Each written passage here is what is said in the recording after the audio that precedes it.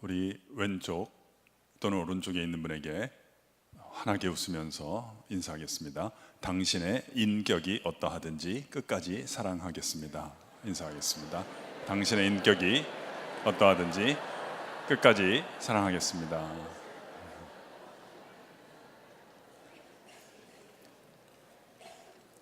제가 28절과 29절 말씀을 한 번 더 읽겠습니다. 그의 자식들은 일어나 감사하며 그의 남편은 칭찬하기를 덕행 있는 여자가 많으나 그대는 모든 여자보다 뛰어나다 하느니라. 우리 성경의 일부분을 같이 한번 따라해 보겠습니다. 일어나 감사하며 칭찬하기를 그대는 뛰어나다. 이 말씀은 우리가 이미 알고 있으나 자주 잊고 있는 중요한 원리를 우리에게 상기시켜 줍니다. 그 원리란 교회, 가정, 직장, 학교를 다 포함하여 행복한 모임은 사랑과 수고의 모임이 아니라 감사와 칭찬의 모임이라는 원리입니다. 한 번 더 말씀을 드리겠습니다. 행복한 모임의 특징은 무엇인가? 사랑과 수고가 있는 모임이 아니라 감사와 칭찬이 교류가 되는 모임이라는 원리입니다. 여러분 가운데 레오 톨스토이의 유명한 소설 안나 까레리나를 읽어본 분들이 계실 것입니다. 그 소설도 유명하지만 첫 문장이 매우 유명합니다. 이렇게 시작을 하죠. 모든 행복한 가정은 다 고만고만하지만 모든 불행한 가정은 자기 나름의 이유를 갖고 있다. 이렇게 시작합니다. 모든 행복한 가정은 비슷하지만 모든 불행한 가정은 자기 나름의 이유를 갖고 있다. 그러면서 안나 가정에 뒤죽박죽된 이야기가 시작이 됩니다. 오빠가 가정부와 바람을 핀 이야기며 아이들이 방치된 이야기들이 시작이 됩니다. 모든 드라마와 소설들은 이 불행한 가정의 이야기들을 우리에게 들려주고 있습니다. 오늘 성경은 우리에게 행복한 가정의 특징을 알려주는데요. 그것은 감사의 언어, 칭찬의 언어가 교류가 되는 가정이라는 것입니다. 이 말씀은 우리가 왜 일상에서 행복을 경험하기 어려운가? 그 이유를 우리에게 알려줍니다. 안타깝게도 우리는 가까운 사람들을 잘 칭찬하고 인정하는 사람을 찾아보기가 쉽지 않습니다. 왜 그럴까요? 같이 한번 진단해보고 적합한 처방을 얻기를 원합니다. 저는 우리가 칭찬에 인색하다는 그런 표현을 쓰고 싶지는 않습니다. 사실 같이 식사를 하거나 차를 마실 때 누가 그 값을 지불하기를 원하지 않겠습니까? 자기가 지갑에 다 돈을 쌓아두고 안 낸다면 그건 인색한 것이겠죠. 그러나 여건이 안 돼서 그걸 지불하지 못할 수도 있는데 그걸 인색하다고 하는 것은 사실이 아니라고 생각합니다. 그래서 저는 우리가 칭찬에 인색하다기보다는 칭찬에 어색하다고 생각합니다. 무슨 말이냐면 지갑에서 돈이 안 나오는 것이 문제가 아니라 지갑에서 나올 돈 자체가 없다는 것이 어쩌면 문제일 수 있다는 것입니다. 우리의 문제 중에 하나는 칭찬이 자연스럽게 안 나오는 것 이전에 어려서부터 자라면서 칭찬받아본 경험 자체가 너무 적습니다. 우리 인격 안에 칭찬의 말들 자체가 쌓여서 준비되어 있지 않다는 것입니다. 이게 첫 번째 문제인데요. 저는 두 번째 문제가 더 심각하다고 봅니다. 나는 아직 칭찬을 안 받아도 좋은데 부모님께나 선생님께 내 근처에서 칭찬의 말이 오고 가는 것을 보고 자란 경험이 있는 사람들이 그렇게 많지 않습니다. 어려서 이렇게 밥을 먹는데 식탁에서 아버님이 어머님께 말씀하십니다. 여보 참 잘하셨어요. 어머님이 답하십니다. 저도 기뻤습니다. 이런 이야기를 듣고 자란 경험이 있는 어린 시절을 가진 사람들이 그렇게 많지 않습니다. 이 칭찬의 말을 접할 때 굉장히 어색해합니다. 저는 학교에서 학생들을 이제 종종 칭찬합니다. 발표를 잘했으면 오늘 참 발표 잘했다, 멋있었다 이야기를 건넵니다. 그러면 학생들이 저도 기뻤습니다, 감사합니다 교수님, 이렇게 이야기하는 학생들이 그렇게 많지 않더라고요. 대부분 다 아니라 그럽니다. 아니에요. 제가 이해합니다. 왜냐하면 진짜 아니라는 게 아니라 칭찬 받아본 경험이 적기 때문에 뭐라고 이렇게 내가 대답을 할지가 좀 머뭇거려지는 것입니다. 이 어른들도 보면 음식을 참 많이 차리셨습니다, 초대받았을 때 이렇게 인사말을 건네면 다수가 아닙니다, 차린 게 별로 없습니다, 이렇게 말씀하시는 경우가 있더라고요. 그 어색함이 있는 것입니다. 한 번은 제가 우리 학생이 옷이 참 예뻐서 옷 매무새가 예쁘더라고요. 오늘 참 예쁘구나, 아름답구나, 칭찬의 말을 건넸습니다. 그럼 고맙습니다 하면 좋은데 제가 묻지도 않은 걸 대답하는 겁니다. 5,000원짜리인데요. 이거 어색함이 있는 거예요. 그래서 제가 혹시 우리 선생님들도 그렇고 우리 성도님들께 감히 좀 부탁을 드려도 된다면 이 시간 이후에 칭찬을 받으실 때, 물론 자주 칭찬받지는 않으시겠습니다만 제가 높아심에서 말씀드려도 될까요? 여러분 혹시 내가 자주 칭찬 안 받는 편이라 그래서 나는 좀 무능한 편이거나 열등한 편이다, 이렇게 잘못된 결론으로 가시면 안 됩니다. 여러분 근처에 있는 사람들이 분별력이 있는 사람들이라는 보장이 없습니다. 내가 칭찬을 자주 안 받는다면 여기까지만 사실입니다. 내가 혹시 이번 기회를 놓치면 실수로 다음 기회가 찾아올 때까지 조금은 더 오래 기다려야 된다, 요거는 맞는 얘기입니다. 그러니까 칭찬을 자주 안 받는 분일수록 이 시간 이후 칭찬 받으실 때 아니에요 이렇게 얘기하기보다는 감사합니다 또는 고맙습니다 이렇게 이야기하는 습관을 좀 들여주실 것을 제가 좀 부탁을 드리고 싶습니다. 이게 여러분이나 우리의 자존감 형성을 위해서도 중요하고요, 또 이제는 여러분들이 상당히 중요한 분들이거든요. 그러니까 중요하다는 거는 내 근처에서 나를 보고 내 이야기를 듣고 자라는 사람들이 생기기 시작했다, 이런 말입니다. 그런 이들에게 좋은 모범을 보여준다는 것도 의미가 있습니다. 그래서 이거 듣기만 하는 것보다는 우리 한번 해볼까요? 우리 옆에 있는 분들에게 제 옆자리에 앉아주셔서 고맙습니다, 이 자리를 채워주셔서 감사합니다, 이렇게 한번 얘기해 보겠습니다. 이 자리를 채워주셔서 감사합니다.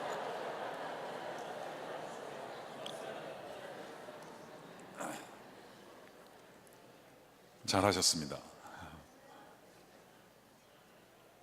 오늘 성경 말씀을 다시 한번 우리가 그려보겠습니다.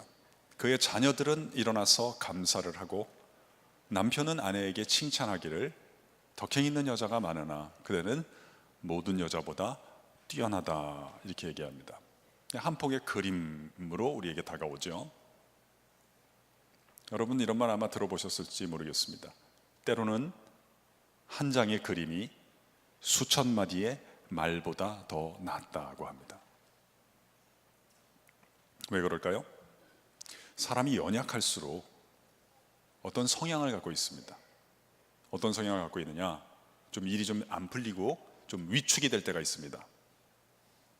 그때 어떤 모습이 나타나냐면 충고를 듣는 귀는 닫아두게 되고 모범을 보는 눈만 열어두게 됩니다.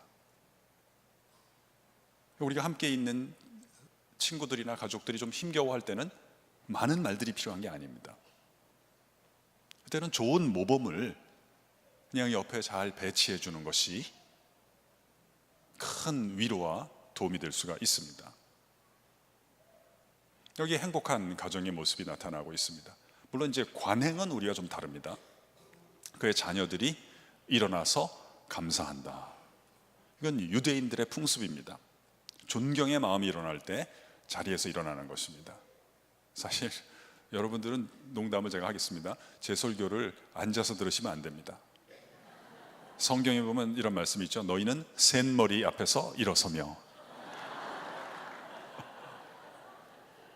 존경의 마음을 표현할 때 아이가 잠깐 일어나서 어머니 감사합니다 이렇게 말씀을 드린다는 것입니다. 보통 행복하지 않은 가정은 밥을 먹다가 언제 일어날까요? 기분 나쁠 때 일어납니다. 아이 그만 좀 해, 밥 안 먹어, 그리고 숟가락 젓가락 딱 내려놓고 자기 방에 들어가는 경우가 있습니다. 또 남편이 아내에게 얘기를 합니다. 여보, 이웃들이 다 훌륭하지만 내가 보기에 당신이 참 뛰어납니다. 그대는 뛰어나다, 이렇게 얘기를 합니다. 여러분 이 말 어떻게 생각하세요? 그대는 뛰어나다. 멋이 있나요? 멋이 없나요? 멋이 있습니까? 혹시 멋이 있다 이렇게 느끼시는 분들은 우리 이렇게 한번 살아보면 어떨까요? 혹시 부모님께서 자녀를 좀 칭찬해 주고 싶은 마음이 들 때가 있을 것입니다. 우리 선생님들은 우리 학생들을 좀 격려해 주고 싶은 마음이 들 때가 있을 것입니다. 또 심지어 배우자 간에도 내가 이 사람을 좀 어떻게 하면 인정해 줄까, 마음은 있으나 무슨 말로 표현하면 좋을까, 어떤 소리에 담아서 내 마음을 전달하면 좋을까, 잘 생각이 안 나는 분들은 그 되지도 않는 얘기를 만들어서 하려고 하기보다는 제가 보니까 급조하면 대체로 사고가 나더라고요. 제가 조금 더 좋은 제안을 해드리고 싶습니다. 그대는 뛰어나다, 이 표현이 혹시 멋지다는 느낌이 오시면 이러한 표현들을 수입해다가 활용할 것을 추천을 해드리고 싶습니다. 가방이나 가구 이런 것들만 우리가 수입을 하지 말고요, 탁월한 언어를 수입을 해서 적용을 하면 관계가 달라지고 미래가 새롭게 된다는 것이 기독교의 알맹이입니다. 다 이해하려고 먼저 하지 마십시다. 그건 결과로 오는 것입니다. 내 힘으로 다 지키려고 하지 마십시다. 탁월한 말씀을 수입을 해서 적용하면 관계가 달라지기 시작합니다. 누구와 누구 사이의 관계가 달라질까요? 나와 나 사이의 관계가 달라지게 되는 기적을 경험하게 됩니다. 내가 더 이상 나를 미워하지 않고 건강하게 사랑하는 길이 열게 되는 것입니다. 가까운 사람들과의 관계가 달라질 수가 있습니다. 나는 이제 다 끝났다 생각하는 내 힘으로는 열어갈 수 없는 미래가 내 안에 수입된 그 말씀으로 인해서 닫혔던 미래가 열리게 될 수 있는 것입니다. 그래서 제가 조금 전에 우리 옆에 있는 분들께 옆자리에 앉아주셔서 고맙습니다 인사를 권해드렸는데요, 조금 더 우리가 자연스럽게 한번 연습과 훈련을 하겠습니다. 이게 습관이 되는 게 참 중요하거든요.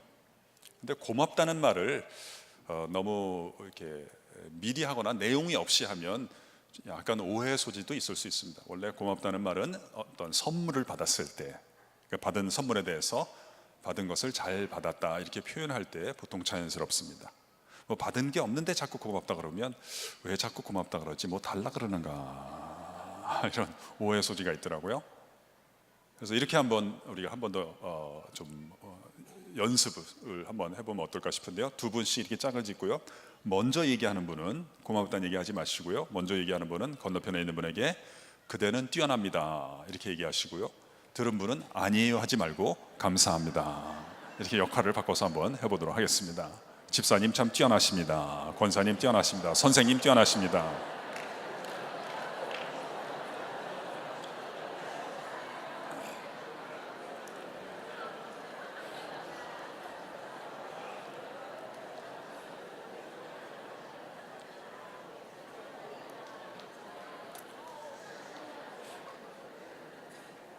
잘하셨습니다.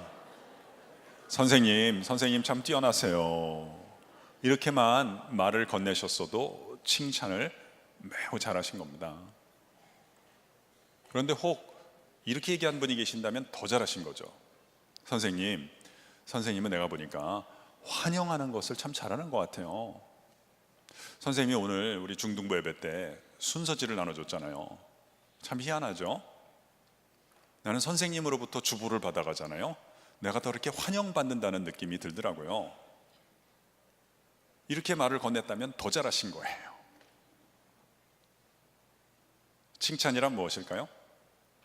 제가 세 가지로 정의를 내리고 싶습니다. 첫째, 칭찬이란 상대방이 잘한 것이 있을 때 잘한 것을 잘했다고 말해주는 것입니다. 아까 제가 이제 3시에 우리 선생님들 뵙고 같이 간단한 만남을 가졌는데요. 그때도 그런 선생님들이 여러 분 계시던데 지금도 이렇게 중간에 보면 중간중간에 이렇게 적으시는 분들이 계십니다. 엄청 잘하시는 겁니다. 여러분께 제 얘기를 저 2층도 그렇고 너무 잘 들어주시는데요. 너무 저만 쳐다보니까 조금은 부담스럽습니다만, 여러분 이렇게 주목하시는, 남의 얘기를 이렇게 주목하시는 자세를 뵈니까 여기 계시는 성도님들 앞으로 다 잘 될 것입니다만, 우리 적으시는 분들께서 조금 더 일찍 잘 되실 것입니다. 제가 아까도 말씀드렸는데, 왜냐하면 이 기록은 혜택을 주는 행위입니다. 이게 잘하는 행동이란 말이죠. 어떤 혜택이냐면 시간이 지나도 이것을 남게 만듭니다. 이게 미국 속담에 있죠. 흐릿한 잉크가 선명한 기억보다 더 낫다, 이런 말이 있습니다. 그러니까 다 깨달아도 이걸 적지를 않으면 이제 많이 없어집니다. 이제 나가셔서 차 빼달라고 하다가 더 없어지는 경향이 있습니다. 근데 제가 지금 칭찬을 해드린 거죠. 칭찬이란 잘한 것을 잘했다고 말을 해주는 것이다. 두 번째 칭찬이란 무엇일까요? 칭찬이란 상대방 안에 있는 좋은 점을 관찰해서 좋은 점을 좋다고 이야기하는 것입니다. 칭찬을 하려면 칭찬이 쉽지 않은 이유가 여기 있는데요. 상대를 관찰하는 습관을 길러두어야 합니다. 화를 내는 데는 관찰이 필요하지 않습니다. 그냥 감정에 충실하기를 하면 됩니다. 근데 칭찬을 하려면 마음만으로는 할 수 없고요. 상대를 차분히 관찰해서 좋은 점을 발견할 때까지 기다리기를 해야 됩니다. 예를 들면 사춘기 자녀를 둔 우리 부모님들이 계실 것입니다. 아이가 게임을 하는데 기분 전환으로 한 30분 하려는가 했는데 1시간, 2시간 계속합니다. 좀 화가 나기도 합니다. 아예 뽕을 뽑는구나. 그래도 그냥 차분하게 보니까 너는 한번 시작한 것을 중간에 포기하지는 않는구나, 이런 생각이 또 납니다. 칭찬은 상대방의 모든 점에 대해서 다 말을 하는 것이 아닙니다. 좋은 점이 나타날 때까지 기다리는 것입니다. 그래서 너는 너의 적성에 맞는 영역을 선택한다면 결국은 성공할 수 있겠다. 상대방의 좋은 점을 상대방 앞에서 좋다라고 이야기하는 것입니다. 원래는 제가 좋은 면을 좋다고 하는 것입니다 했었는데요, 이거 좀 고쳤습니다. 면이 없으면 점이라도 찾자 해서 바꾼 것입니다. 세 번째는 칭찬이라고 부르기도 하는데 인정해 준다라고 부르기도 합니다. 칭찬 또는 인정이란 상대에게 있는 것을 있다라고 언급을 해주는 것입니다. 이게 지식일 수도 있고 젊음일 수도 있고요, 푸르름일 수도 있고 심지어 돈일 수도 있는 것입니다. 상대방에게 있는 것을 있다고 언급을 해주는 것입니다. 겨울에 소나무가 푸르면 이 나무는 참 푸르구나. 푸르름이 있을 때 있는 것을 있다고 언급하는 것입니다. 저는 학생들을 만나면 니네 참 젊구나 하는 이야기를 하는 것을 좋아합니다.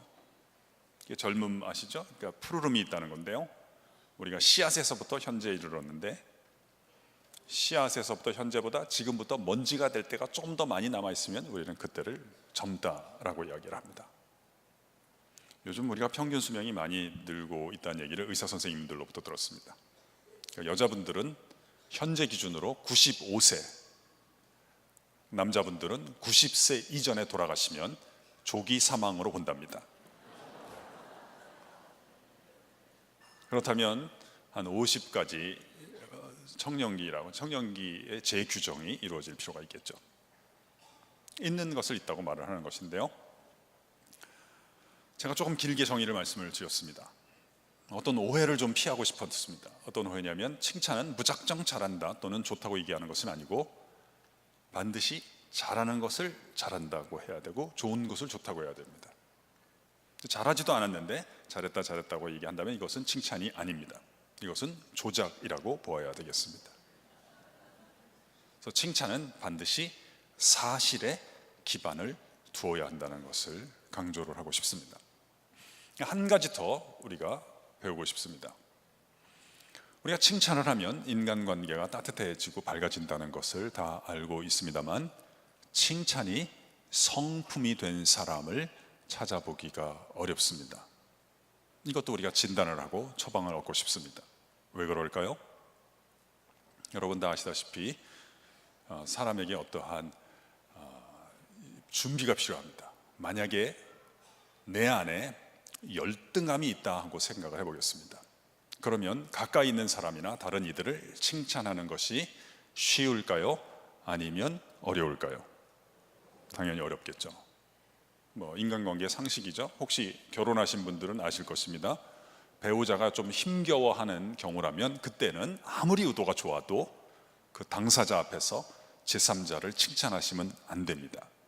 여보, 누구 아빠는 잘한답디다 이런 얘기 하시면 안 됩니다.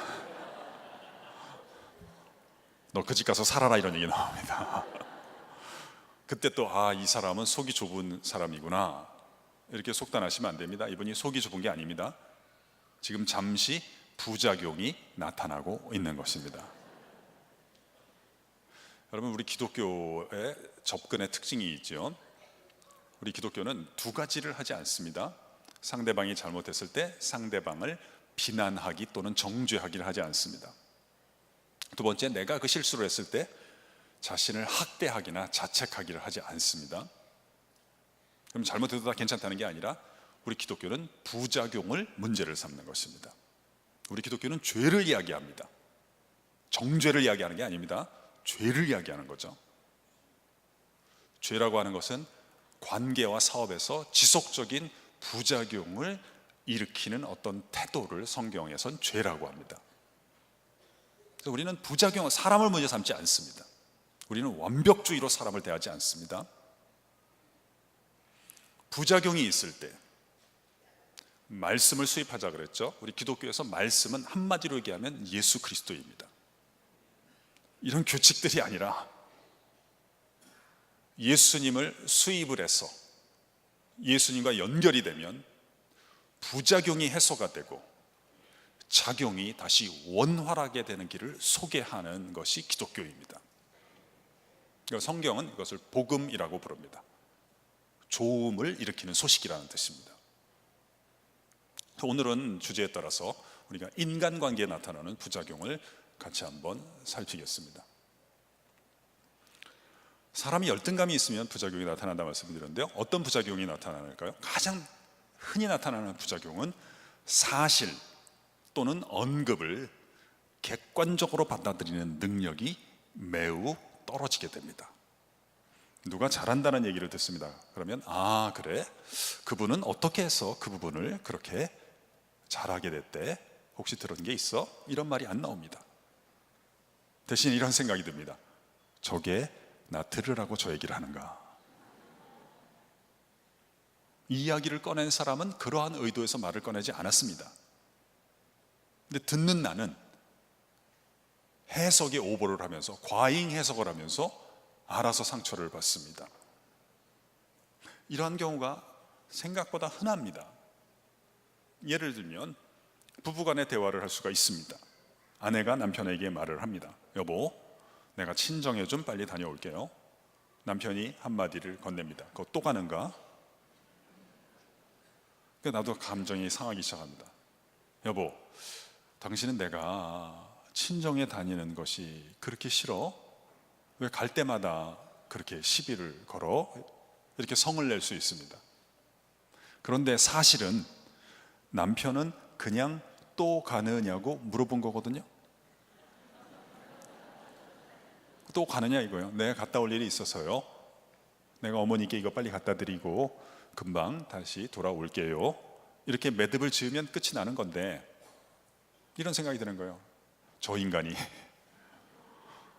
내가 친정에 조금 더 많이 간다고 또 문제를 삼고 트집을 잡는구나, 이런 생각을 하니까 좀 화가 치밀어 오르는 것입니다. 간혹 가다가 이런 생각까지 하는 분도 계신다 그러더라고요. 내가 지난주에 몰래 갔던 걸 혹시 아나?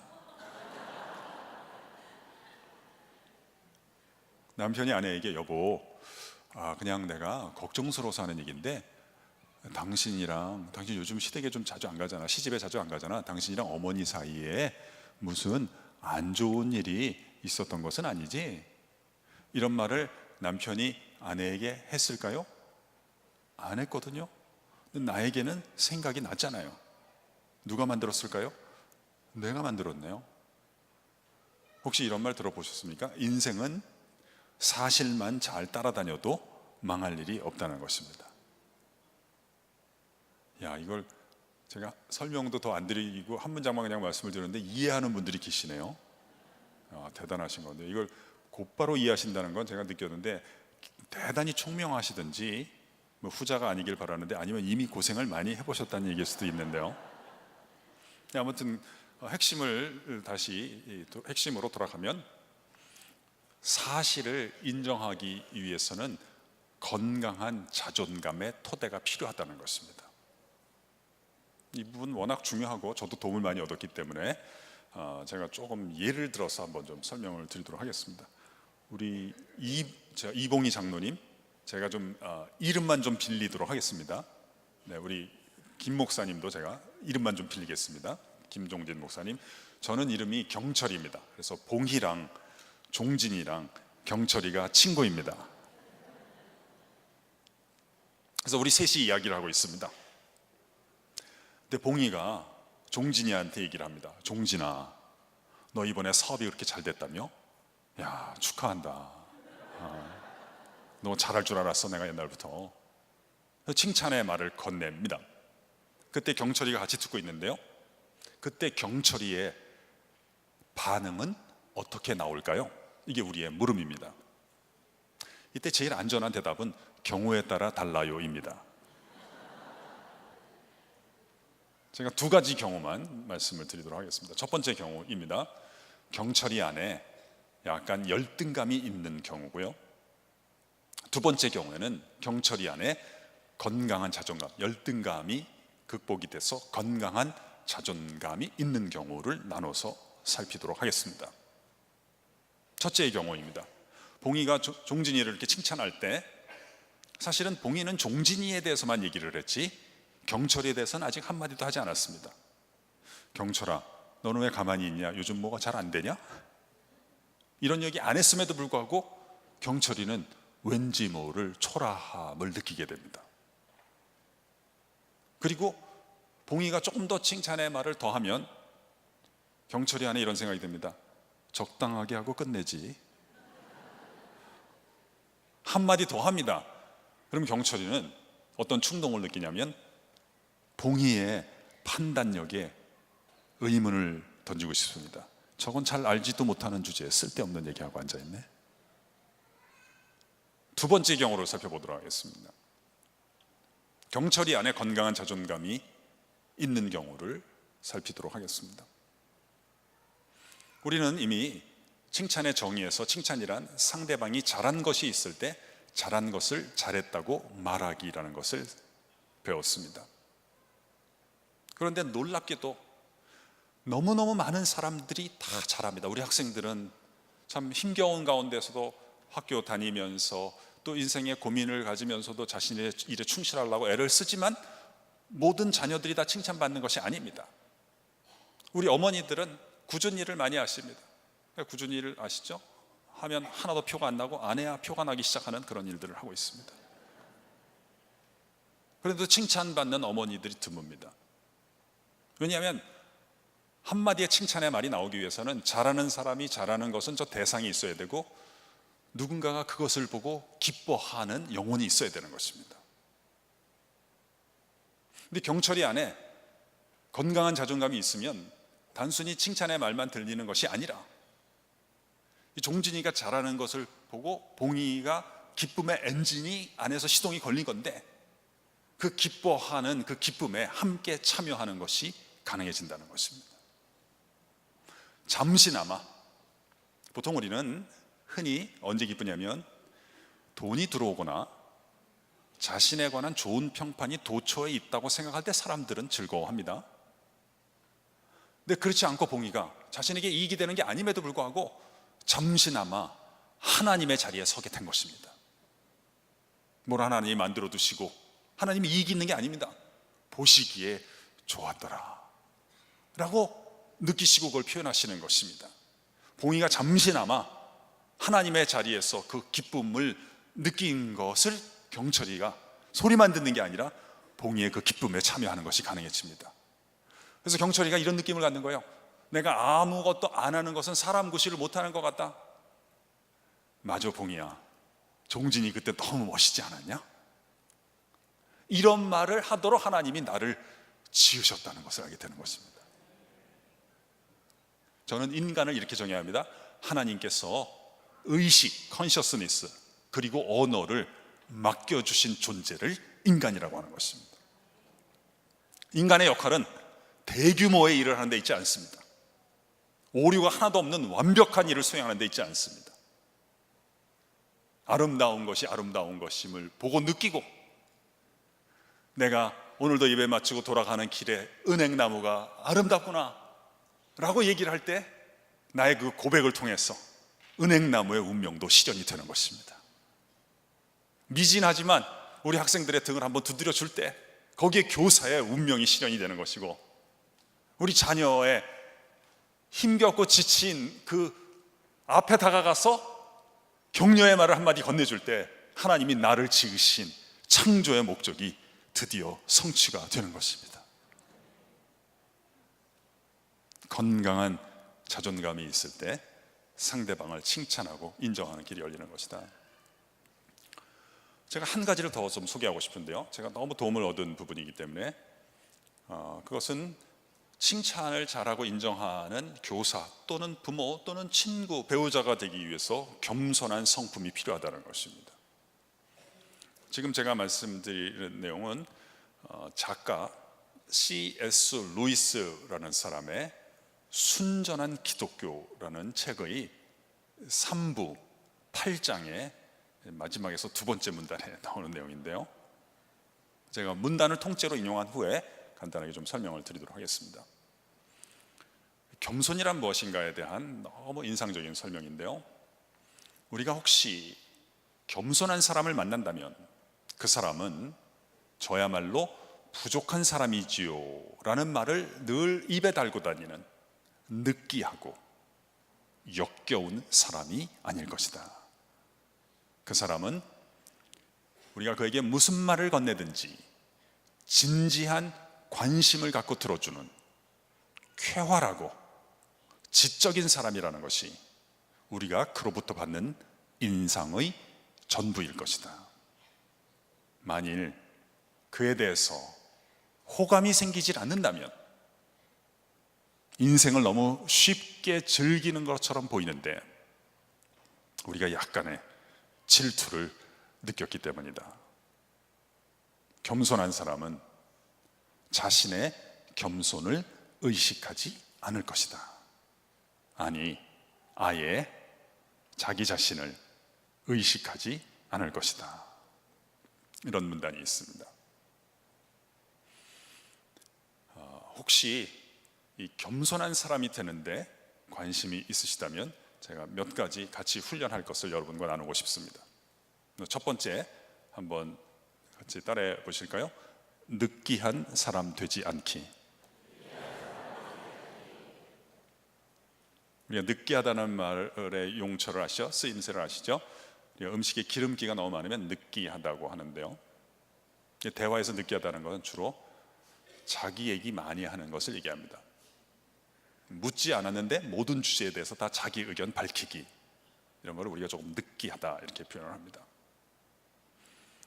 두 번째는 누구와 대화를 하든지 간에 상대방이 나에게 이야기할 때 이야기가 끝날 때까지 진지한 관심을 갖고 들어주는 가운데 유쾌하고 쾌활한 사람으로 남아있기입니다. 한번 저를 따라해 보실까요? 진지하게 들어주고 쾌활한 사람으로 남기.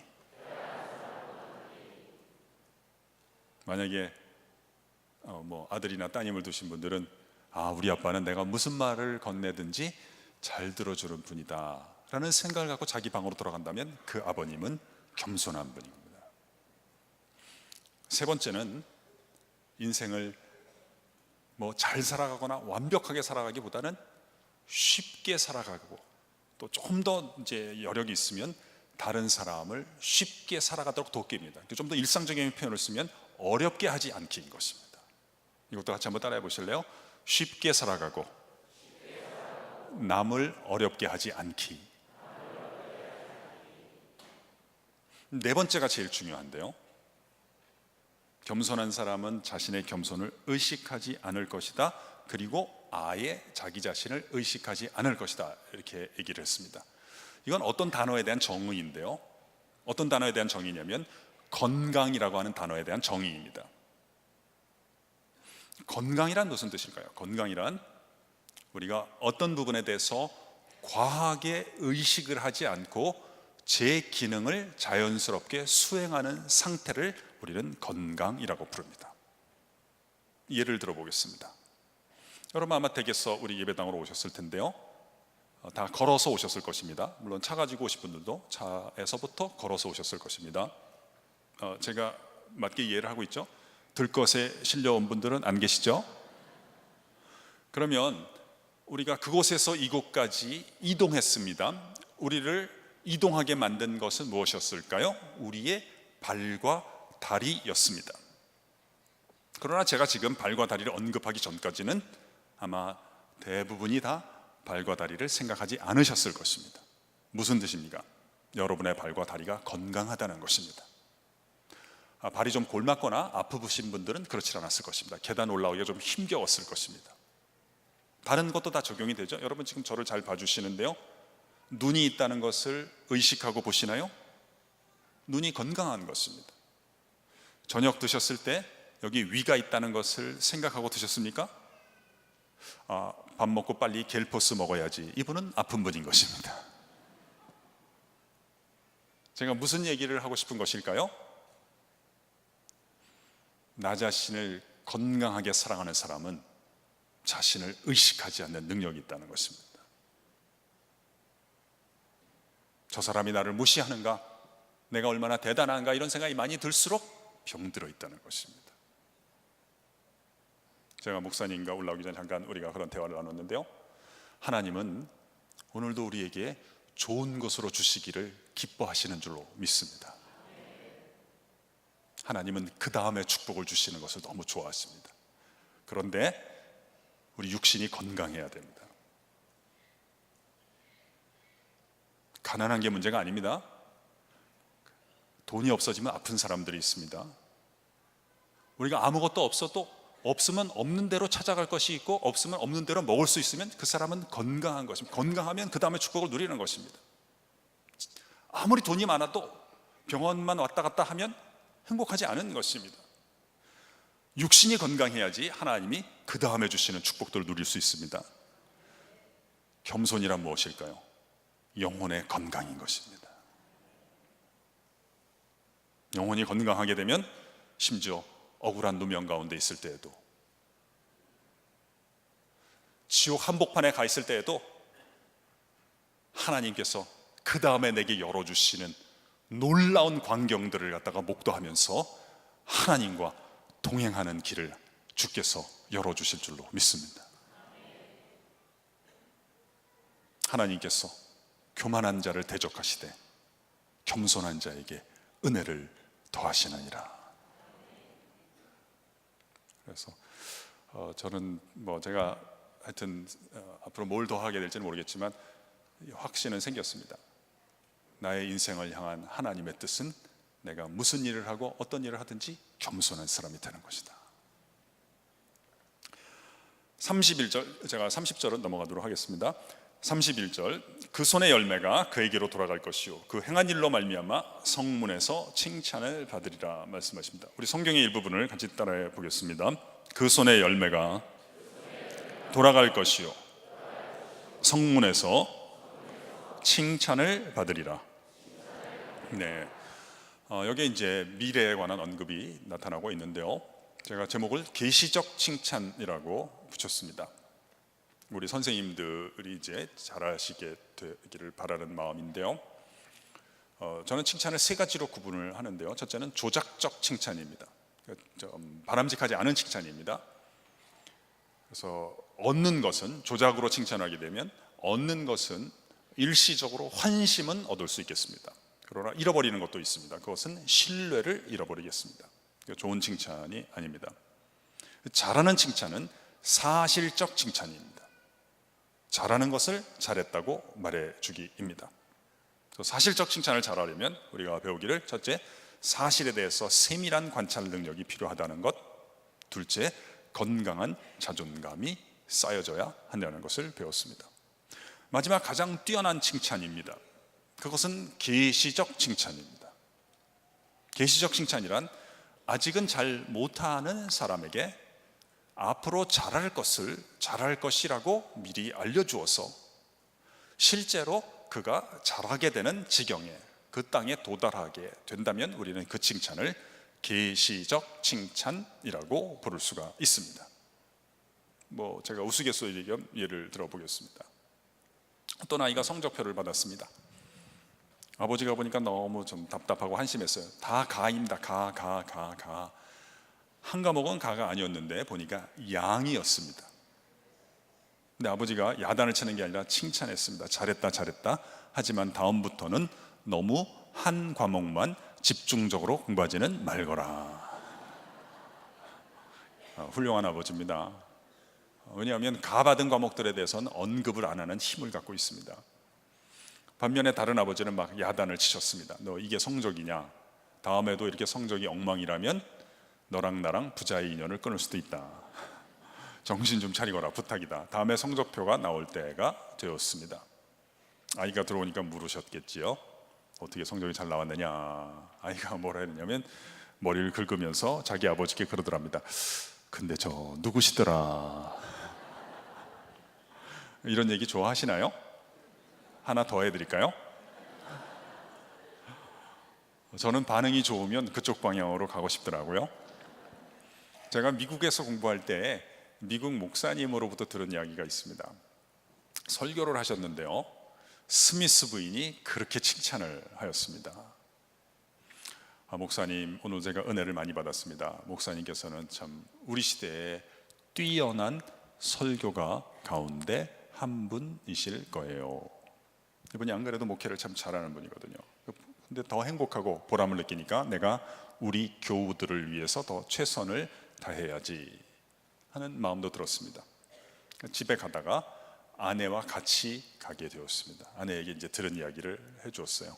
여보, 스미스 부인이 그러는데 내 설교가 좋대요. 내가 우리 시대에 뛰어난 설교가 가운데 한 사람일 거래.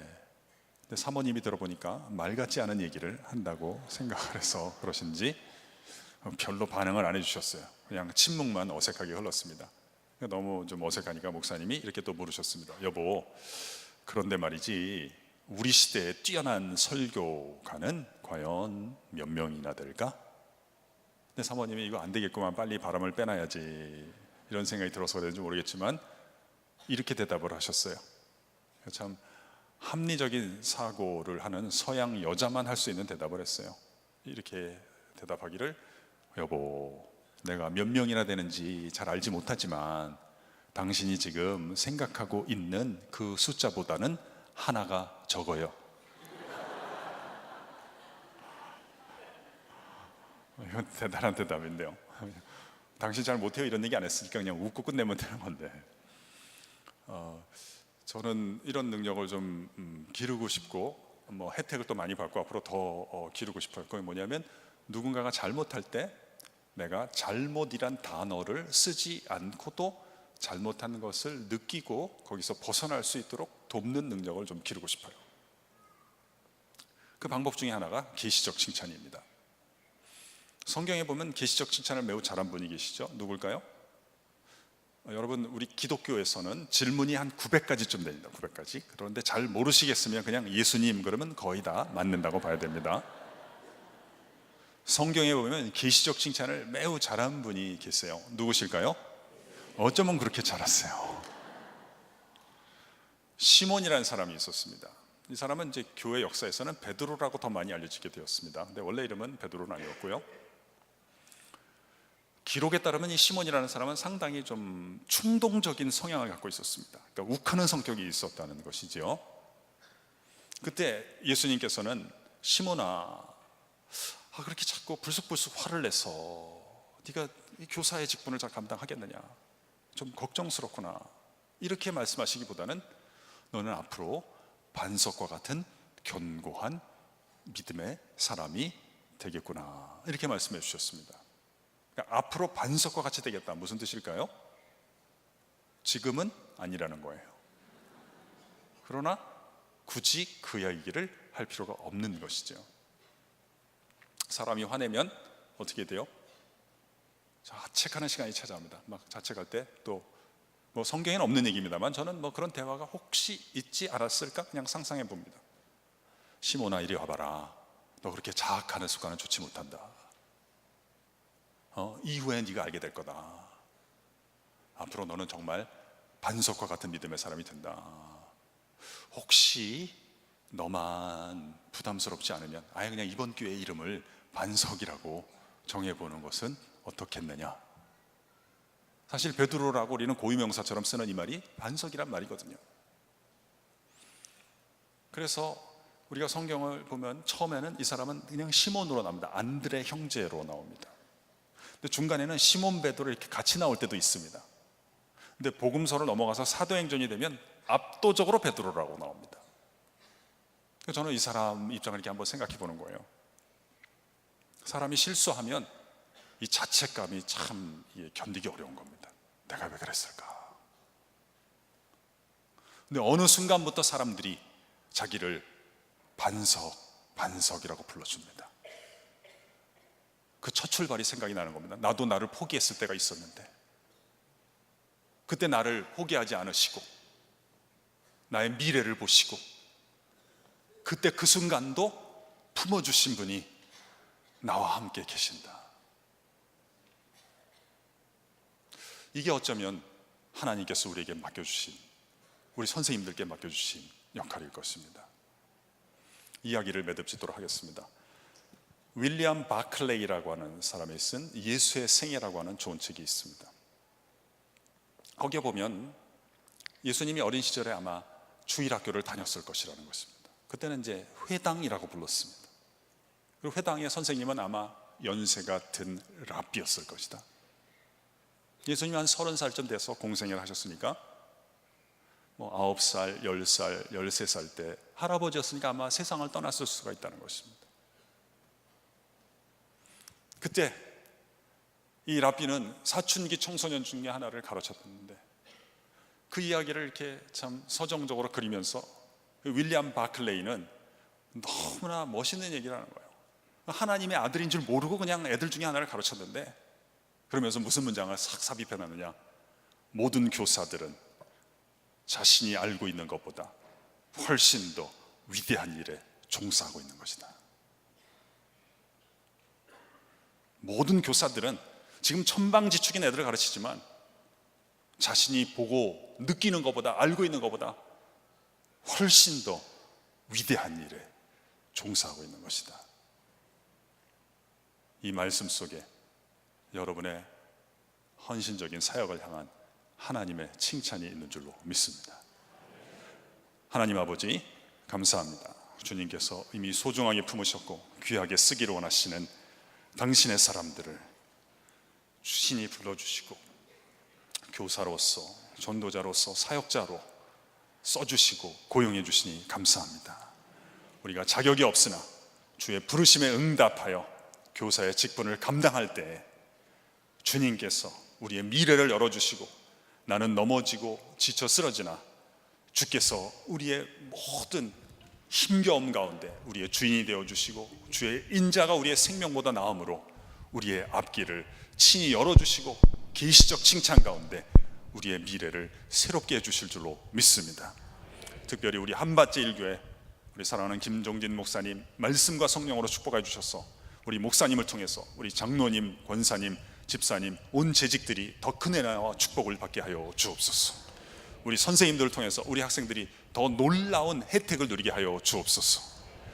이 자리를 주님께서 특별히 복 주셔서 혹 자신도 자신을 포기한 친구들이 예수님을 수입함으로써 그 인격이 회복이 되고 가정이 화목하게 되며 미래가 새롭게 열리는 역사를 체험케 하시고, 이 인근 가운데 그렇게 소문나는 우리 교회가 되게 하여 주옵소서.